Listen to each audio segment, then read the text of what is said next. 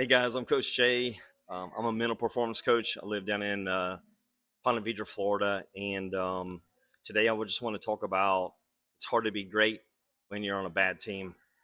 And I think a lot of parents constantly are having to deal with this situation where your child, the school district you live in, the team that you got on, they're not very good. And when you're in that situation, it's really hard to be great. You don't get good practices. As a general rule, you're not getting good coaching. So what happens is a lot of times kids will get worse. They will get worse when they're on a team like that, and I've seen it tons of times. And so you have to really think strategically when you decide that you want your child to play sports. Initially it starts out as you're trying to kind of test the waters in different sports: football, basketball, baseball, soccer, golf. And usually your child will kind of gravitate toward one of them. And when that happens, you start putting a little bit more time, effort, and resources into that area.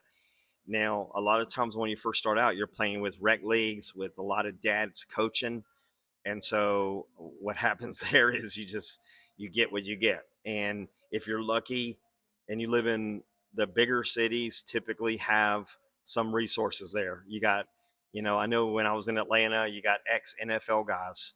Most of the coaches helping out for the younger kids played college sports. So you got amazing resources. Even down here in Jacksonville, much smaller city than Atlanta, still over 1 million people. We got great resources. We got some NFL coaches out there working with young girls playing 7-on-7.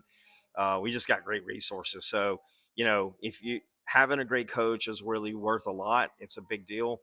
And so I just want you to think about it. If your child's on a bad team and they're not doing well, you have to really think about it. And the main thing I would tell you is many times you just got to finish out this season, do your due diligence for the next time out, and just maybe next time it goes better. But I think the thing that you have to understand is that for most kids to be better in a sport, they don't just get their high school or their middle school coaching. They usually have to work with an outside trainer, sports specific. So for a quarterback, he would work with a quarterback coach. And you have to look for this stuff, and you have to ask around. You got to ask a lot of questions. But for a pitcher, baseball pitcher, you got to ask around. But there are a lot of people out there providing these services, and different ranges from expensive to lower. But I think you have to understand that for any of us to get better at anything, it's got to be supported. It's got to be There's an investment. You gotta work at it. You gotta ask questions. You gotta do your due diligence, just like you were taking on a job. So you can't just we'll join on this team because they asked them to be on the team. No, don't do that.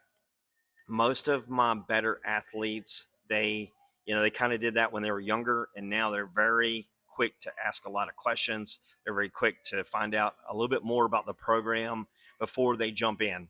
So I hope this helps you guys. I'm down here in Ponte Vedra, Florida. I do sports counseling 7 days a week. I primarily work with high school kids that are going to play in college or college athletes, and we do phone, do FaceTime. We also work through GoToMeeting. But this is part of the process, and if you want to get better, you gotta invest in it. So hope this helps. God bless. Have a great day.